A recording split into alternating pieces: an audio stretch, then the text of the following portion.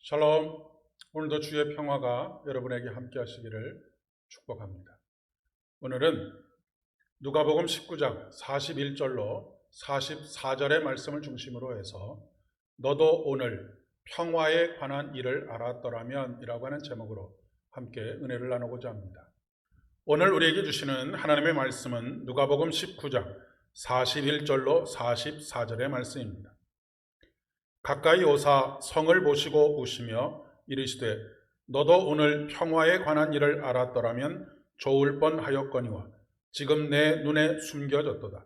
날이 이를지라 내 원수들이 토둔을 쌓고 너를 둘러 사면으로 가두고 또 너와 및 그 가운데 있는 내 자식들을 땅에 메어치며 돌 하나도 돌 위에 남기지 아니하리니 이는 내가 보살핌을 받는 나를 알지 못함을 이남이니라 하시니라. 아멘.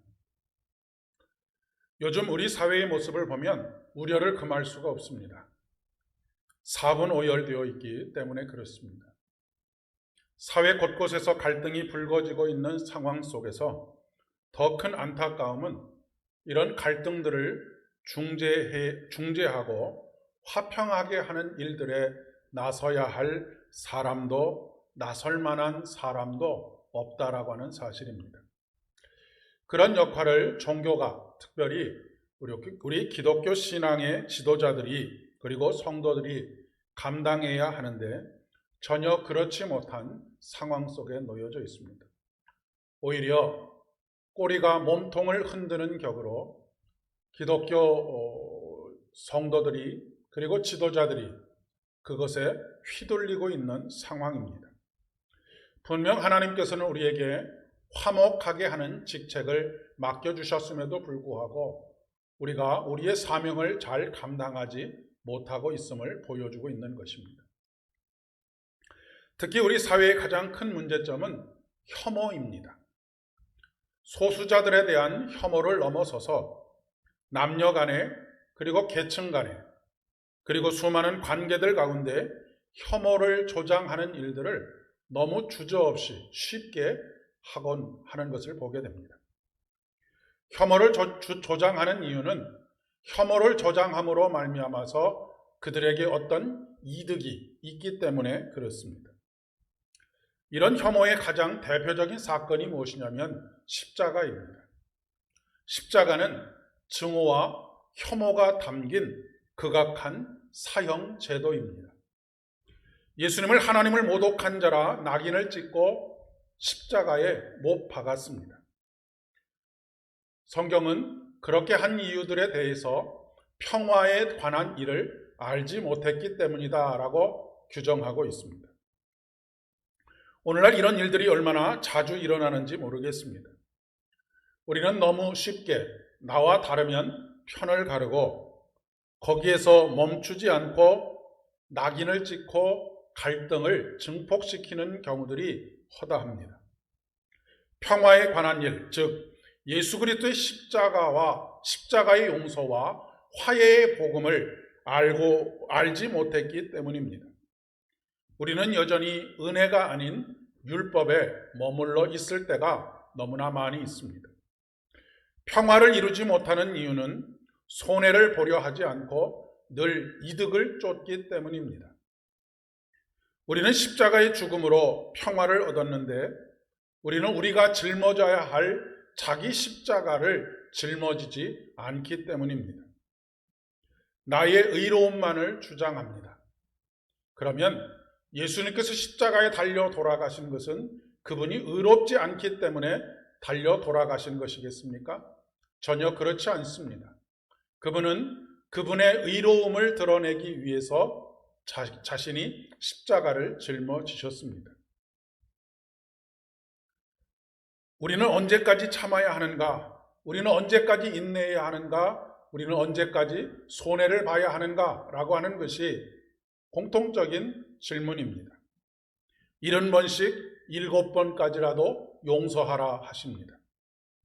어느 사이엔가 우리 사회에는 용서와 화해가 사라지고 있습니다. 신앙의 본질을 깨닫지 못하기 때문입니다. 교회가 죽어야 예수가 산다는 말을 뼈 아프게 들어야 할 시점이 아닌가 싶습니다. 하나님의 도성이라고 믿고 그 하나님의 도성은 절대로 망하지 않을 것이다 라고 믿었던 이스라엘. 하지만 결국 평화에 관한 일을 알지 못함으로 말미암아 평화와 화해의 복음을 온전히 깨닫지 못했던 그들은 결국 로마의 말발굽에 짓밟히고 말았던 것을 기억해야 합니다. 교회 또한 이러한 위기의 한가운데 있습니다. 교회는 하나님이 거하는 전이기에 멸망하지 않을 것이다 라고 하는 환상 가운데 우리들 또한 있는 것이 아닌가 싶습니다.